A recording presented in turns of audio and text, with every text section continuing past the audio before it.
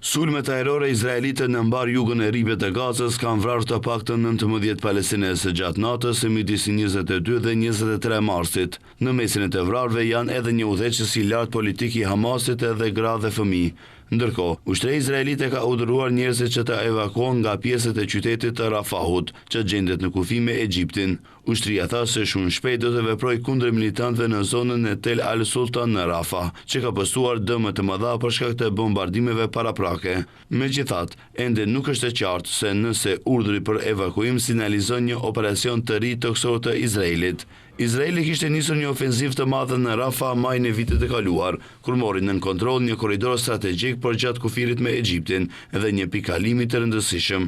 Izraeli javën e kaluar i dha fund armëpushimit që kishte me Hamasin dhe nisi një val sulmesh ajrore që kanë lënë të vrarë qindra palestinez në Gazë. Si pasojë ofenzivës izraelite në Gaza, janë vrarë 49.747 palestinez dhe sipas Ministrisë së Shëndetësisë së Gazës, mbi gjysma e viktimave ishin gra dhe fëmijë.